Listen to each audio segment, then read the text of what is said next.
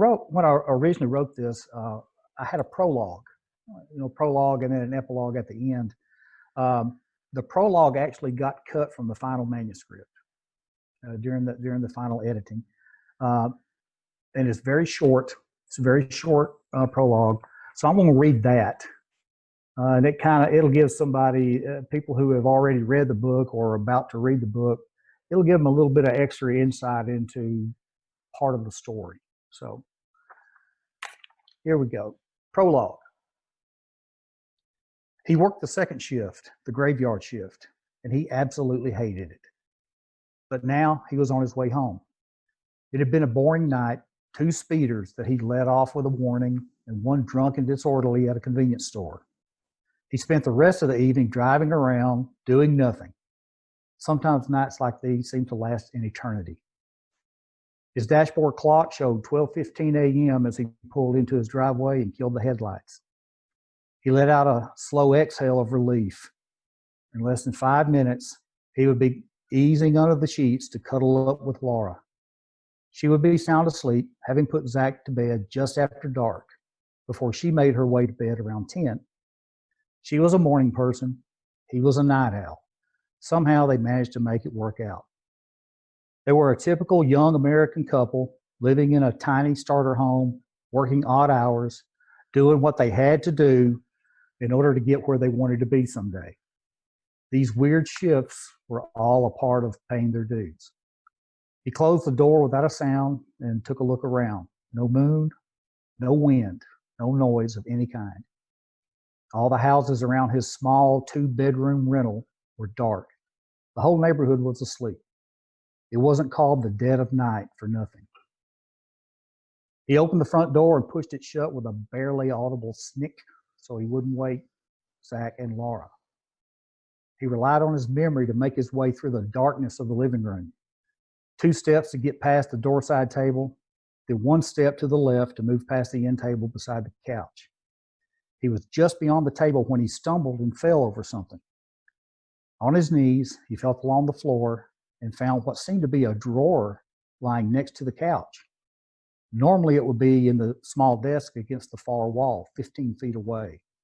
What was it doing here in the middle of the floor? Laura was a neat freak. She never went to bed unless the house was tidy. He reached up to turn on the lamp that should have been on the table beside the couch, but it wasn't there. And he felt his pulse speed up. He stood up and felt his way through the living room toward the kitchen. Papers rustled under his feet. He stepped on something soft. He nearly tripped over another object on the floor. His heart was pounding as he reached the kitchen. He flipped the wall switch for the light, and his stomach turned into a mass of knots. The house was a total wreck. An oak cabinet that held their wedding pictures was turned over. Broken glass was all over the floor. A large picture of Laura and Zach was hanging sideways on the wall. Paper was scattered everywhere. "Laura," he yelled. He pulled his gun from the holster at his hip and ran for the bedrooms, turning on lights as he went. "Laura!" He ran for their bedroom. The door was open, but he couldn't see inside. He swiped at the wall until he found the light switch. The bedroom was just as torn apart as the living room. The dresser was turned over, drawers were emptying onto the floor, and the bed covers were pulled almost all the way off. Laura wasn't there. Panic dug at his chest. "Laura!" He was screaming now. "Laura!" He ran for the baby's room just a few feet down the hallway. He switched on the light and found Laura sitting on the floor against Zach's tiny bed, holding the boy against her chest. A small red spot was on Zach's back, and a huge red stain covered the front of Laura's shirt and lap.